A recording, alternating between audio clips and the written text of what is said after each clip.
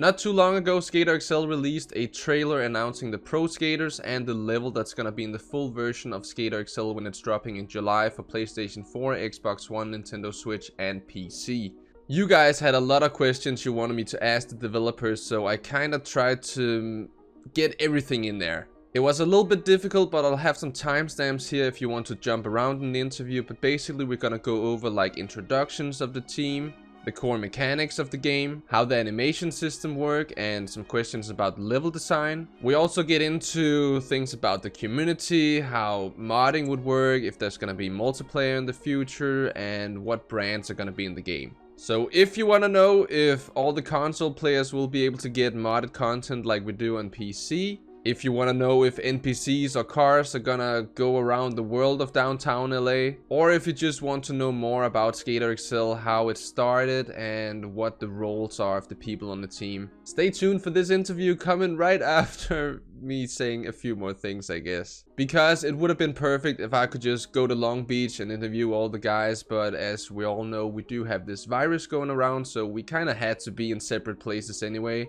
And the connection sometimes cuts out a little bit when Dane is talking, but I don't think it takes away from like the whole thing he's saying. So yeah, I just had a really good talk with the guys, and I hope you guys will enjoy this interview.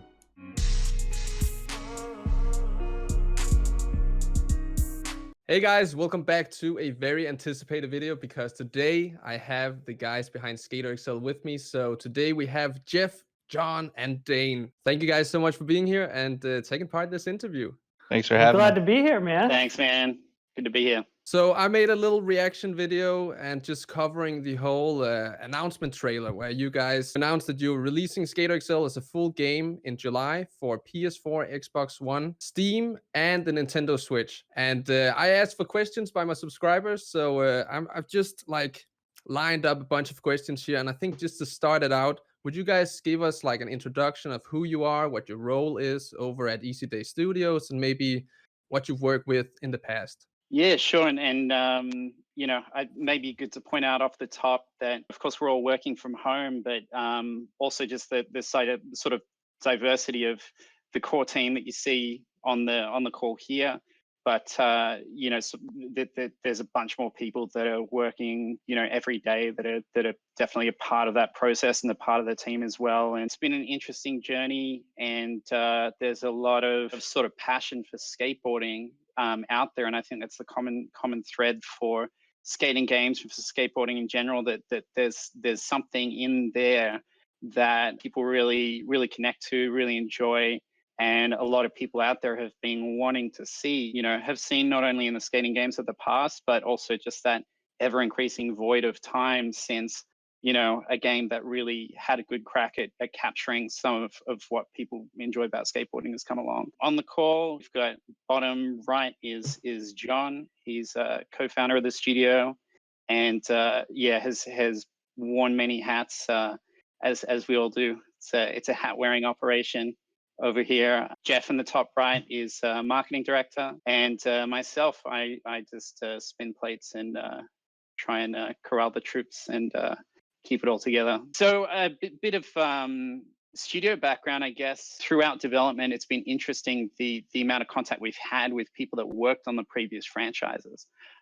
We've connected with dudes that were like, you know, at the sort of executive level, with guys doing level design, with guys doing animations and stuff. And it's, you know, to all accounts, it seems like the games of the past that really sort of hit the mark that people liked. One of the first things that sort of sparked that growth and sparked the game to sort of come into existence was enough of the right people being, you know, coming together at the right time. It seems like that was the case for sure with the Skate series, and not to speak too much and tell the story of the origins of that, but just from, you know, sort of heard through meeting some of those guys, it seems like, you know, the right people inside EA came together that had this passion and this interest for skating games. And, you know, if you fast forward to what the world looks like now and what gaming looks like now, and with things changing, you know, games are very much moving towards an online model where you can update them, and a game is not just something that you ship in a box once. You know, it's something that particularly for something that is creative, that's sandboxy, that, you know, has a lot of hours of sort of emergent gameplay as opposed to just crafted sort of linear content. You know, the games look very different, as well as how they're promoted and social media and everything. Yeah, I mean, this is 10 years on from, you know, when the last skating game came to market. There's sort of this emergence of, you know, what they call premium indies and AA studios, and this ability for a group of maybe 10 to 20 people to make something that, you know, 10 years ago might have required, you know, 50 times the budget and a whole team of people to make a game engine and a graphics engine and do audio and that. What the tools are allowing now is people to just sort of focus on crafting the product itself. My own background and some people on the team, the name Skater does come from the mobile skating game that was released, I think, 2014. There were some ideas behind that definitely came into this, things that share with those origins, and that's coming from, you know, a sequence of several action sports games, and then working up to Skater, and now sort of coming to mobile. That's really only a fraction. You know, that it's been a huge learning process coming from what was figured out in that mobile game. And then I guess the origin point from there is that the Skater team had sort of looked into doing other things, and we were kind of a bit of a standstill as far as what we were going to do next. And I'd been speaking a lot to John through Facebook. John is a former, like, amazing freaking skateboarder. I still skate. Could absolutely. I can testify to that, man. You still got some moves, God damn it. I'm old these days, though. We try. Mind you, Jeff, I've seen Jeff. He'll flip shove up that Euro gap. Yeah, here's some background. We all do skate. Every one of us have been skating for well over a decade. For me and Jeff, almost 20 years. Dane, I think probably the same. Yeah, at our hearts, we're all skateboarders, but we've also have, you know, our own backgrounds and stuff like that. Mine was heavily in programming and, you know, skateboarding and programming and making video games, and being a gamer my whole life. Like, it just put me in a unique position to be able to do what I do and bring what I bring to the table. And Dane, coming off of Skater, actually used to play the Skater app as well, and that's kind of, I would ping him about, you know, physics and nerdy questions and stuff like that. That's kind of how we met. And then we decided to partner up and work on Skater XL, and Jeff later came in the picture to really put all the pieces on the marketing and the community side, and, you know, outreach and all that stuff. And I don't want to go off and do your intro for you, Jeff, but my background, largely in the skate industry side of things, started, you know, like a lot of people, working in a skate shop for 10 plus years in Reno, Nevada. Shout out of Bounds crew. And then, yeah, after school, moved down to Southern California, sort of with the dream, like every other, you know, skateboarder, not to be a pro skater actually, but to actually work in the skate industry. So was able to start a Dwindle distribution, which is the home of Enjoy, Blind, Almost, a bunch of really good brands, and that was a really great learning experience. And was also able to, you know, work in an office where Rodney Mullen and Daewon Song and Chris Housley, like all these dudes just coming through the office all the time. So as, you know, skate nerd, it was pretty rad to be able to do that. And then went over to DC Shoes, where I ran the skateboard category for a few years. And that's actually where Dane had reached out to me to get in the Skater app. Sounded like an interesting idea. So we sort of that's how our relationship began. And then we kind of kept in touch over the years. And then he called and told me he was doing this, and sounded really interesting. I wanted to be involved. So handle a lot of stuff on the marketing side, the skate side, you know, working with the pro characters and those guys, a lot of the social stuff. If you've ever gotten a fire emoji on your Instagram video, that was me. Trying to keep up these days. It's since the trailer came out, it's been a little overwhelming to try to keep up, but I'm trying. So it's interesting, you know, like, you know, as John was mentioning, sort of the skating background, it's like at some point, each one of the three of us, to my understanding, had some kind of injury that sort of kind of took us off the track of skateboarding and progression for a number of years. And not to compare skateboarding too much to like a traditional team sport or, you know, franchises like 2K and FIFA, but these sports have video game property behind them. And that's part of what helps people that, not everyone's going out and playing soccer every day that is interested in soccer. People have busy lives. There's just so many reasons why someone might be into skateboarding or used to skate when they were younger, or, they're a bit older. Like, there's enough generations now. You've got older guys that have kids that used to be into the Bones Brigade and Ryan and Tony Alvardeck, and, they're getting their son into skating now. And so there's just a lot more people out there that have the interest, but they don't have, this is one of the things that's missing from the ability to express with and engage with that interest. It's just an interesting thing, I guess, about team composition that pretty much everyone that's on the team, there's probably about 10 people on development, from coding to art and everything at the moment. And pretty much everyone is coming from that background of both, being from the game industry, but also having a connection to skateboarding. And it's pretty hard to find those people. So growing the team is definitely one of the challenges. And that's been one of the cool things about the early access going out, is we've kind of put that homing beacon out. And a lot of people have found us, with the game being out there. I think a lot of people aware that Kiwi and Theo, two guys that were pretty prolific with mods, they're now part of the team and have been amazing contributors. But we wouldn't have found those people if we hadn't sort of done things in the order that we did. We love our community. Yeah. You guys rock. The modding community is amazing. If anything, like I've seen, you guys are the most wonderful people. I love the way you guys help everybody. That's about all I have to say. All right, guys. So just to kind of ask into the core mechanics of the game, because this is a very responsive game. Like, we can scoop the amount we want and flip the amount we want. We can make the board dive, and you have this very unique control system for at least a console game. Kind of seen it on mobile games before, that we have the amount of control that we have. But this whole core mechanics of the game, how did that really come into play or develop?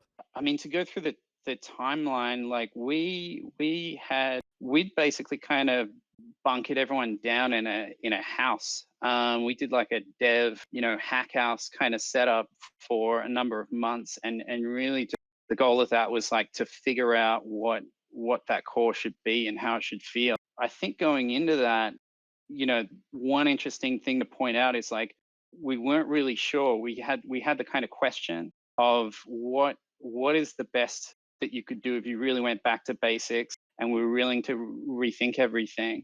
What is the highest degree that you could sort of capture what skateboarding is and what's fun.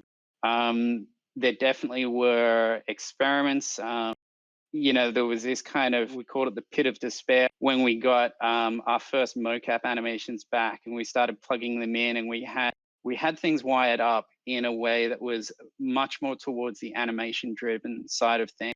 Things were not feeling fun. We had something that you could call the starting point for a skating game, but it really wasn't like pushing those buttons. It didn't feel enjoyable, and it didn't feel like you could really express yourself and have this sort of journey of learning tricks and stuff like that. It was really a kind of binary thing of trigger an animation and see the result. From there, it was kind of back to the drawing board of that was one of the first big ways of approaching it, that we thought we were just going to plug everything in and it would work really well. It was a number of weeks of really going back and trying to figure out like what other games would we look to that have similar kinds of fun in them, and what makes them fun. To my recollection, that included things like Trials, the motocross game, very, very responsive and fluid physics-based game. Yeah, ultimately we came to another more sets of experiments, and then we came to like a kind of set of principles as what made good game mechanics and what seemed to result in a fun experience. And one of those key things was that the player, when you've got a kind of physics-based game, the player's really they want to experiment and they want to see what the result of that experiment is. So you want to be able to pick up the controller, play around with it, and see what's what's the response is to that, so that you can start developing a skill. An important part of that is that the game needs to respond very quickly, and there needs to be a low latency between what happens on this and then what the output is on the screen. Another pillar of that we discovered was that the game needed to be consistent. That when you did something, it always gave you the same result, because if it didn't, you couldn't learn from it, right? So those two things, responsiveness and consistency, were two of the main pillars that we took into this. Yeah, consistency, the immediacy of the feedback, and that you could always rely on this system, that it was fair, and that this is something that we saw in testing a lot. We do a lot of user testing, which I think is kind of unusual for an indie game studio, but I think it's just one thing we feel really teaches us a lot is when we watch people play. One thing that people would say a lot that we felt was a good indicator that we were heading in the right direction was we'd ask them, is it frustrating? We've noticed you're trying to do this trick or trying to do this thing multiple times and you haven't quite got it yet. And when people said things like, I'm finding it difficult, but I know what I need to do to get better. And so it's not frustrating. And that I think there's something in that I think goes to the heart of what everyone who's enjoyed what SKATER XL is in its early stage. I think it speaks straight to that. There's something in that statement that you know what you need to do to get better. It's a skill that you're learning, and the system is fair, or it's as fair as we've been able to make it. And we continue to sort of polish that system, and that you can rely on the mapping. The sticks map to the feet, and that is, as consistent a rule as we're able to do, no matter if you're grinding, if you're on the ground, if you're jumping, if you're grabbing, it's always the same rule set. And so that it's you that needs to work a bit more to if you haven't got a trick yet, it's not the game that's broken or some invisible sort of threshold that you need to meet with, timing or pressure or anything like that. We've created this thing that's as close to an actual toy in the real world, just like skateboard would be, but somewhat simplified sort of video game version. But really, that was sort of our best attempt to try and take what makes a skateboard fun and put it on a TV screen with 2 joysticks and a couple of triggers. And out of that as well came expression. So because we had responsiveness and consistency, we had a rule set that was fair, that like anybody can pick up and learn. So there's an organic kind of system to learn, but just out of the sheer possibilities of what happens when you take control of a physics object that has that kind of consistency comes expression. So all the ways people create their own styles, and the way they flip their boards, and the way they grind, the way they get in, the way they get out, the way they move, all of that was just a natural, I guess, consequence of establishing that rule set that was so important from the beginning. So I would say all that together, after months and months of grueling testing and questioning everything we thought we knew, it led us to that being the base for everything. Probably the thing I admire most about the game is the freedom, because there's so many ways to do. Let's just take a tray flip, and you go on the SXL modding Discord, you watch some videos. People are gonna do it in 100 different ways with like foot positioning and all that you can do while the board is flipping. I think that's very impressive for not just a skateboarding game, but just a game where you express yourself in general, I would say. Yeah, and one of the metaphors, there was an old GDC talk about designing controls to be expressive as opposed to just challenges in themselves. And I think there were some ideas from that we took a lot, to heart, in that, we didn't want the controls themselves to be just a challenge to learn. We wanted the challenge to be in how you articulate those controls, but the controls themselves to be easy to understand. So, beyond those base sort of ingredients of spinning and flipping and moving what we tried to challenge ourselves to do was to build into that as many ways to sequence, combine, and mix those things together. Kind of like a musical instrument where you've got different chords and notes you can play together in sequence, and ways you can style and tweak, and really giving people that expressive range. I think we really hit the limits on, there's only so much you can do with those joysticks and the buttons, but I think we as best a job we could to get as much expression out of those two joysticks. And that also involved really going down into the weeds of the timing of how much accuracy there is on those sticks, how many cycles per second, and we actually read those sticks at a super sampled rate so that we can then filter and look for the earliest indicator of movement. I was just going to say that, when I talk to, skaters or people in the industry and sort of explain to them, what we're doing, what the game's about. I mean, bringing up that the thing that is most relatable to them is just that you can style your tricks. You can, you can do a Felipe Gustavo tray flip. You can do a Stefan Janowski. You can just do every different version. And when people hear that, they're like, that's insane. Like, how does that even work? And I'm like, well, you have to ask Dane and John, but it does. And, it's just, I think it's something that resonates. Skateboarding is, it's not about the tricks you do, it's about how you do them, So it's really resonated with, the people of the skate community and beyond, obviously. Just to bring that into a video game, people trip out. So it's pretty cool to talk to skaters about that aspect of the game and really see them connect with it. I think you guys hit like a perfect middle ground of simulator, but still fun gameplay. So it's gonna be a challenge to pick up certain tricks and learn that. But I mean, I can see it because I played, think, Skater Excel for over 200 hours, maybe close to 300. And every now and then you'll say, okay, I want to do this trick. I don't think I've done that before. And then you have that like learning curve to do that trick. But it's still really fun because, as you say, you can rely on the systems and okay, I got to spin here and I got to do this manual revert. And I just think that there's a really good like thing going on with the core mechanics of the game. Yeah, for skaters as well. If you're a skateboarder, you can pick it up, I think, easier than non-skaters. In some ways, because like we've handed the controller to skateboarders who have never played before, but the controls are close enough to real life movements that you can figure out how to do a tray flip once you understand the right stick's the right foot and the left stick's the left foot. We came to that control scheme.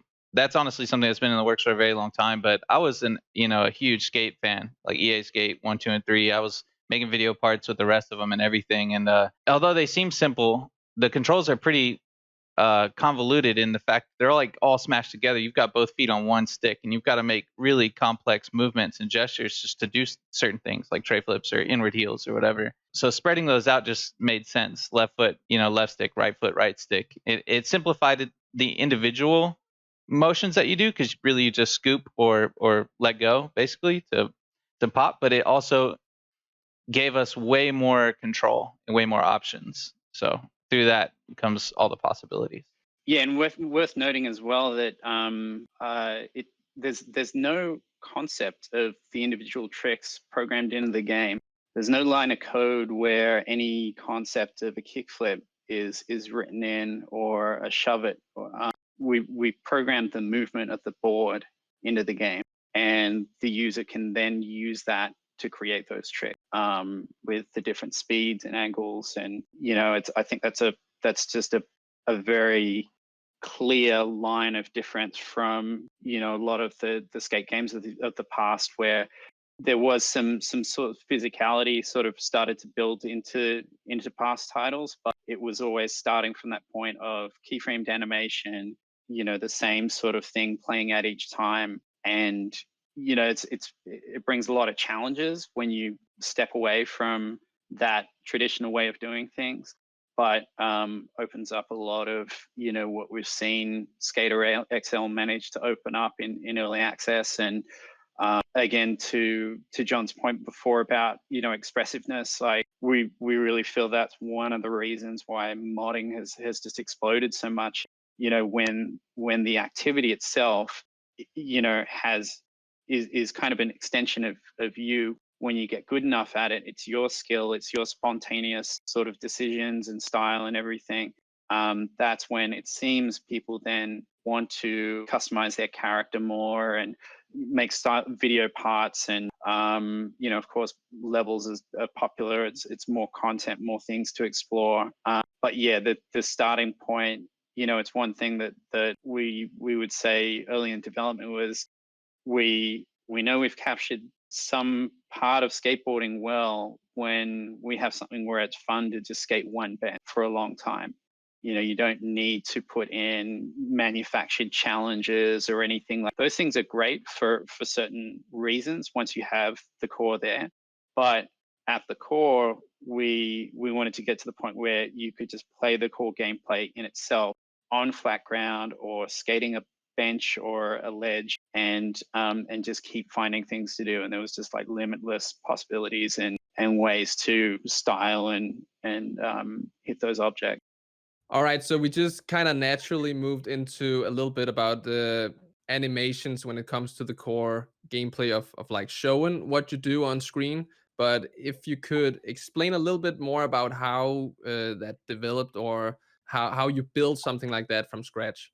So I more or less put the animation system together. I had to take all the animation mocap that was edited from our animator and then try to smash it all together. But that didn't happen overnight. What we realized what was important early in development was the board. Like that's really the unsung hero. And the player is important, but like you needed to have full control. And we developed, like we were talking about earlier, the core system that let you, scoop and flip the board and stuff like that. We had an interesting challenge. So if the board did something like a kickflip, how do we play a corresponding animation? This player, the animator, is just really trying to play catch up and match what you're doing with the sticks, right? When you do a backside shifty, that the player or the code there looks at what the board is doing and tries to match the animation. And it's a full blend space. So like a kick flip to a varial flip to a 360 flip, there are degrees to that. And then even taking in 180s and stuff like that, they're all part of one big blend space that the animation moves through to kind of match and mimic what you're doing. So when you do a tray flip, yes, there's a tray flip animation, but it's not like in skate where the board and the player are all one animation, right? And they may have certain versions of that where you do it higher or lower. But in ours, yeah, the board flips and then the player tries to say, hey, what did you do? Did you do a tray flip? Did you do a 540 flip or whatever? And there's degrees that it blends between and moves between. And then coupled with that, we give you the freedom to move the feet as well. So that kind of helps you style and change the way that those look. And that's a system that we're, constantly working on. And it's by any means, it's not perfect. It's really hard to get things like hard flips or other animations that play well and don't clip through the board when you don't have any idea what the player is going to do until the moment it happens. And it's so fast. Like he was saying before, the input on the sticks, when you flick, the moment you do it, we're reading it and we're making something happen on the board. And then, with no latency or as little as we can handle, we try to make the player bend or move in ways that kind of represent what the player is intending to do, right? So it was a big challenge. It was a long learning process. I'm happy with where it is, or at least I'm happy with what we've been able to achieve. But of course, there's always more work to do and more room to improve. And yeah, we'll be constantly looking at and evaluating things. But yeah, we don't have the luxury of just relying on those end-to-end animations, and yeah, it's kind of new territory. Trying to preempt what the player's intending to do as much as possible, but then be responsive as well. So it's been the result of a lot of slicing and dicing, a lot of hand tuning, a lot of blending, and a bunch of procedural systems as well. It's not just those keyframed animations. They're kind of some of the ingredients that go in. Then there's rule sets and there's things that are done in real time, created based off physics and the stick movement as well. So yeah, I think we are pretty happy with where it's gotten to now. I think if you go back and sort of play some of the skate games of the past and play SKATER XL, I think on an animation standpoint, like it sits pretty nicely alongside. But also with that, that core difference that the board is the hero of the show and you are in complete control of that. So yeah, definitely, something we have to keep working on and learning about in the future as well. Jeff did some mocap at one point too. We had to get some extra filler. Got him up in the mocap suit. Got some laser flips and stuff. Oh yeah. Hanging from a soccer. Yeah, we were trying to like get grabs, and I was in a harness hanging from a fence trying to do lean-ers, and it was a miserable failure. We just thought we'd give it a go. You can't. But, It's really hard to like. You couldn't really do mocap in like a bowl or a pool or a half pipe or something, you know. And I mean, it may be possible. It's really hard to get a rig that could handle that volume of real mocap, right? So of course, when we did, you know, the regular mocap, we did it the correct way in a room with tons of cameras, the little balls and suits and all that stuff. We had a video on that, which was pretty interesting. But yeah, just to get some filler and stuff, we went out to the field and strapped Jeff in and tried to grab some extras. Capturing grabs has been a journey as well. We had a giant trampoline set up in an hour by about 10 people on one of the mocap shoots. Most recently, set up a giant trampoline, tore it all down at the end of the shoot. There've been a bunch of approaches to doing that, but we haven't found the perfect approach yet. It's difficult. But it's not for lack of trying, though. Tried everything. You definitely tried. All right, so a thing I saw a lot in the comments were questions about the world of Skater XL. Are there going to be NPCs? Are there going to be cars going around the city? And can you explain a little more about what that means and how you were able to maybe build downtown LA as it is now and where it'll be in the full version of the game? Yeah, and it's a good question, and I think it goes back to, you know, the questions that we were asking as we went into early access. We were really expecting the unexpected. You know, just gaming has changed so much with modding, with Discord, with social media, with online updates for games. I think we just wanted to have our ear to the ground and see what kind of sprung out of us releasing this kind of core gameplay. I think day one, we had modding like hours after launch, and, you know, we were thinking things would happen like along those lines, and, you know, we didn't put anything in the game to like obfuscate the code too much or block people from doing that. But we certainly didn't build anything out the gates that was like, you know, a helper for modding or any tool. So it definitely blew us away how much that took off.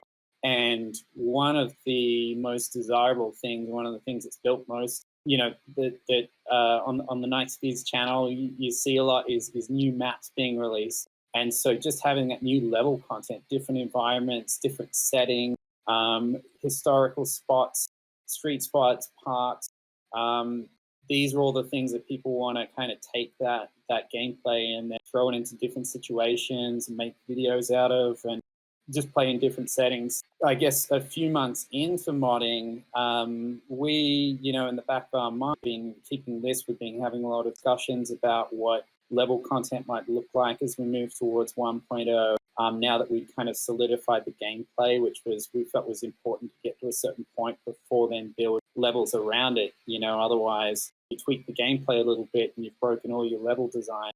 So that was something we tried to really get to a certain point of certainty with the gameplay itself first, before investing too much. And so as we were kind of, you know, doing some updates and moving on from early access and things were progressing, just a lot of levels that I think we had shortlisted as potential real spots to think about maybe building if we did go down that road of doing more real environments like the LA Courthouse and the Encinitas map that we ended up releasing. And we saw a lot of these environments get built by mod, and pretty decent job in a lot of cases. There was some, I mean, the Vance Huntington Beach Skate Park, for example, there were maybe 4 or 5 different versions of that map.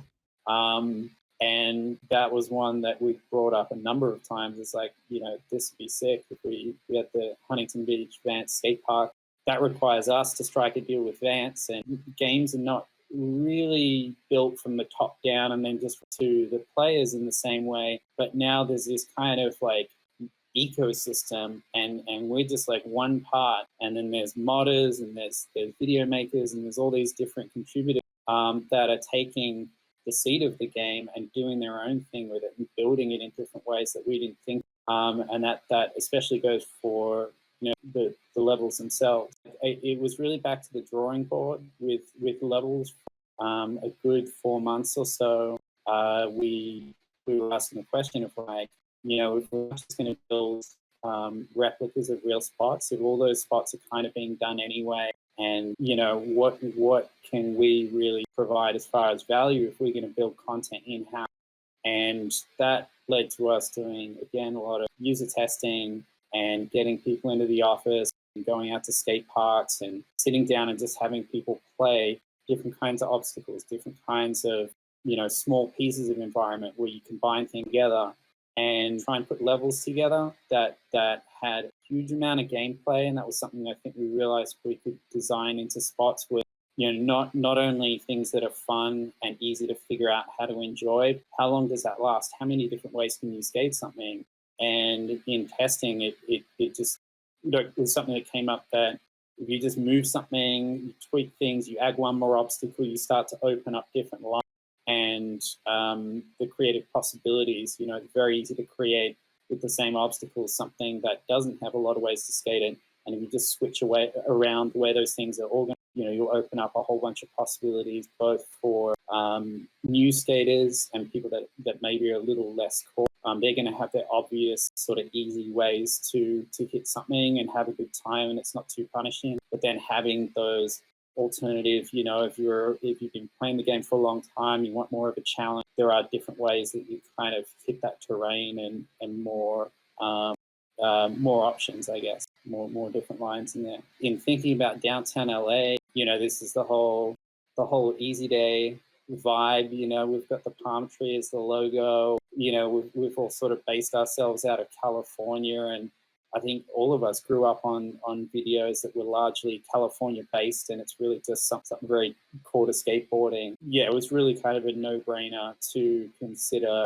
downtown and the spots sort of around LA. It's very much a condensation and a rethink to just make like a skate, something ideal for skating version of the city that has, Jaquan from Koreatown and spots from Chinatown and downtown. We've got a lot of plazas and different spots. Specifically when it comes to downtown, that was a fun process, especially for me. Like you said, we all grew up watching those skate videos, so we had to do research. You have to find all these famous spots and ones you may or may not have heard of that have only popped up in a few videos. But it was kind of like a puzzle, and you've got to take, with gameplay in mind and everything, you've got to take pieces that that you've tested and you want in there, and you've got to stick them in corners and figure out, okay, how does it flow? How does everything connect? When making these maps, one of our priorities was actually a tip we learned from one of the level designers from Skate, was that you never want to run out of things to do and places to go and ways to scale. You just want to be able to keep going, keep putting lines together, have multiple options at any point. You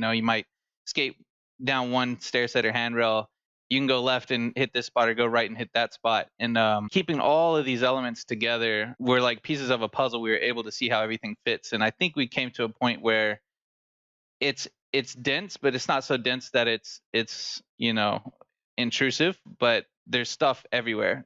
So like if you're somebody who gets to a spot and you really dig down and you skate it 8 different ways and you try to find every way you can find it, you're going to have a lot of stuff to dig through here.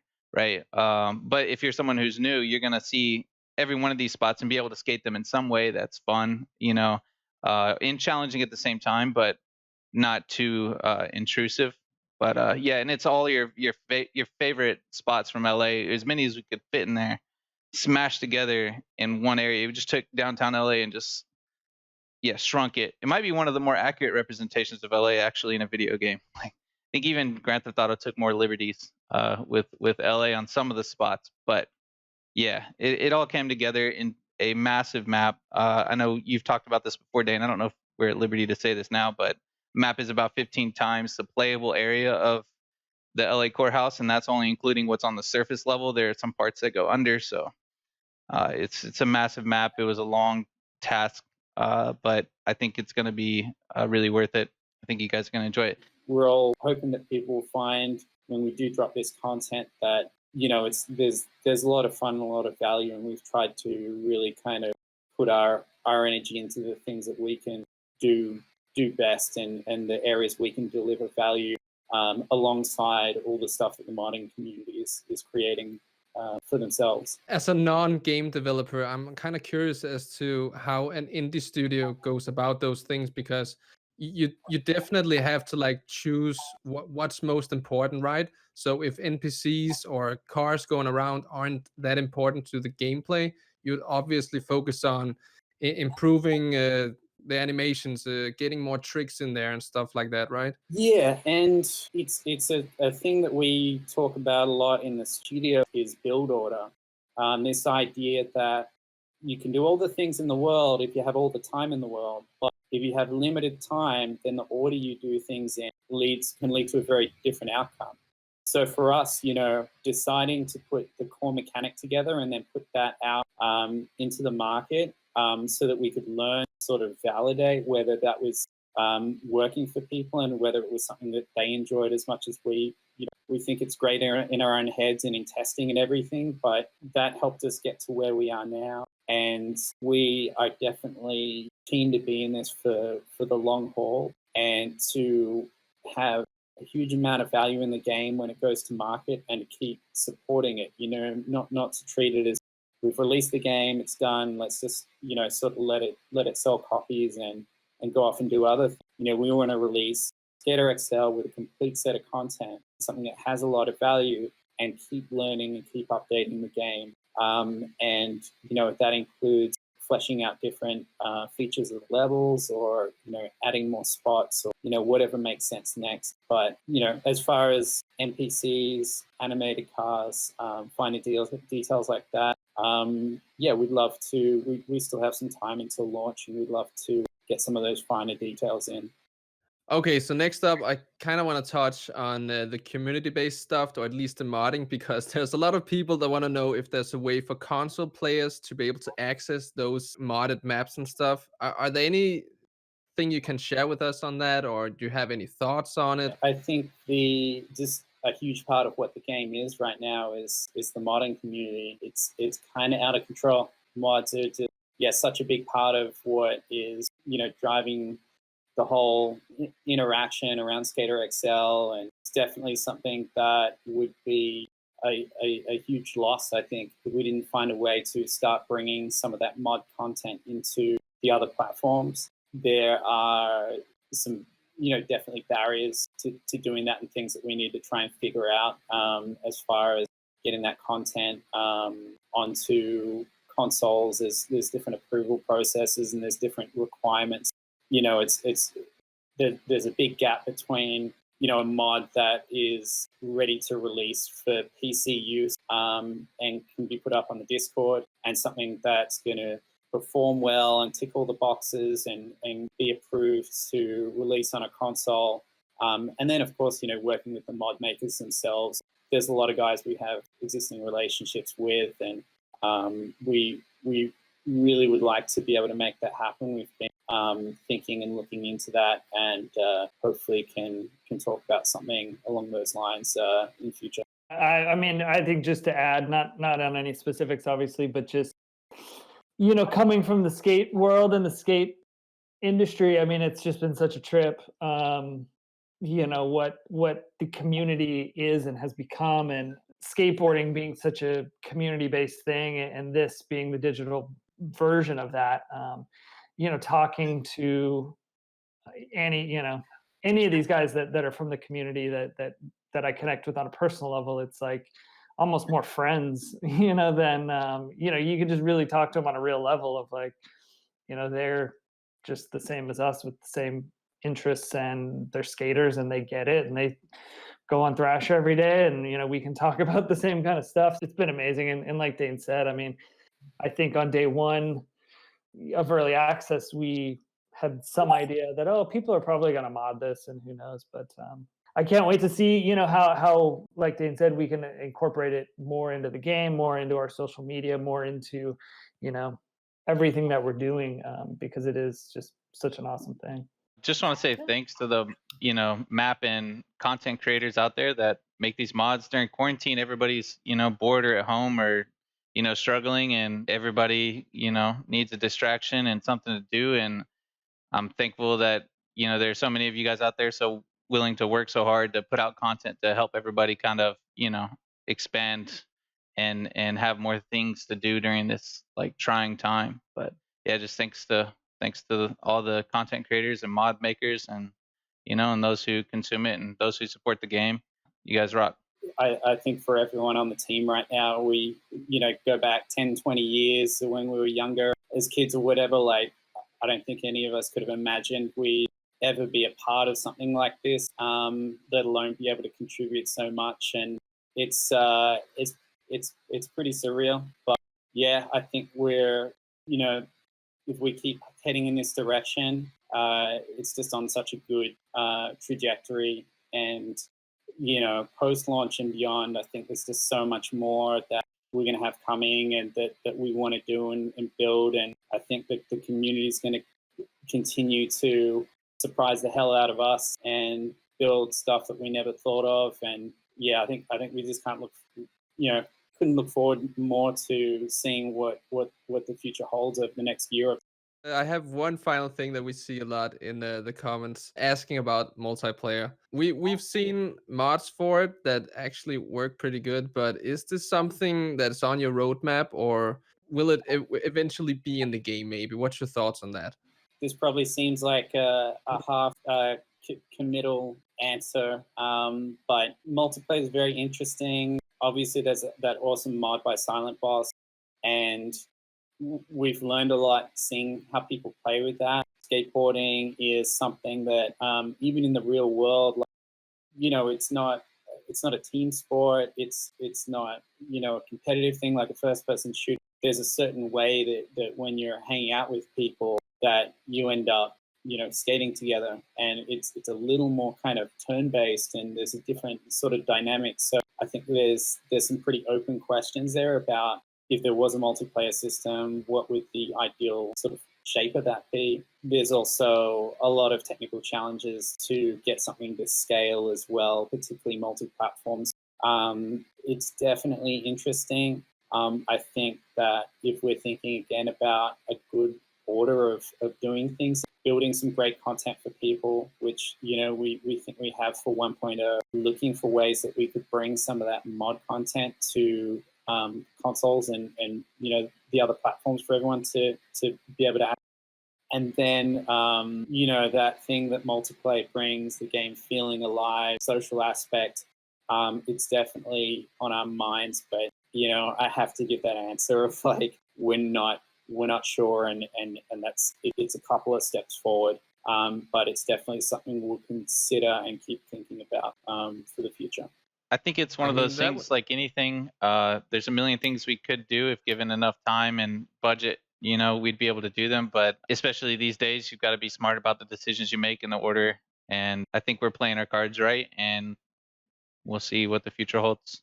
Well, I actually want to ask you one last quick question, because in the trailer, we of course have the reveal of the pro skaters. We got Brandon Westgate, Tom Asta, Thiago Lemos, and Evan Smith. And we see them wearing some actual like clothing and boards. So what brands are officially in the game? Do we have? Can we get anything on that? Well, I mean, cat's out of the bag on those, right?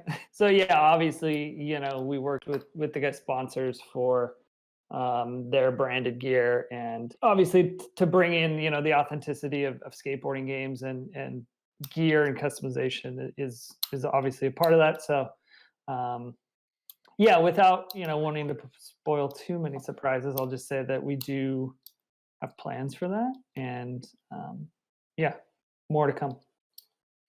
Perfectly fair. A little thing for all the Skater XL fans out there to get curious about. Cool. I think that's all of them.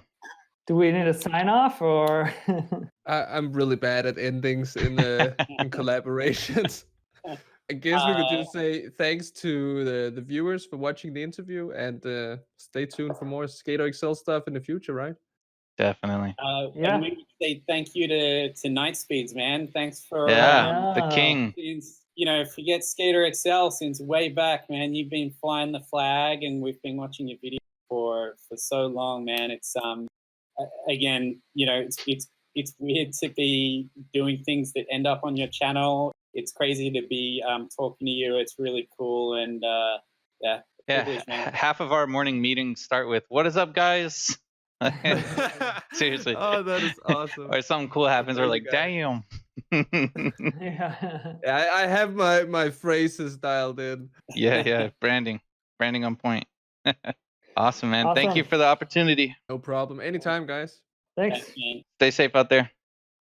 And there we have it, guys. That was the interview with the Easy Day Studios team. We got John, Jeff, and Dane just giving us some really good answers. You know, I kind of asked small questions, I would say, but I told them beforehand I would really like in-depth answers. So whatever they could say about the game, and I would like maybe cut out a few bits here and there, but I've mostly been cutting out some ums and pauses and stuff like that, because I think there was a lot of like really good things to know about SKATER XL, the game in general. And yeah, I hope you guys enjoyed that, got a little look into what it's like to be developing the next skateboarding game.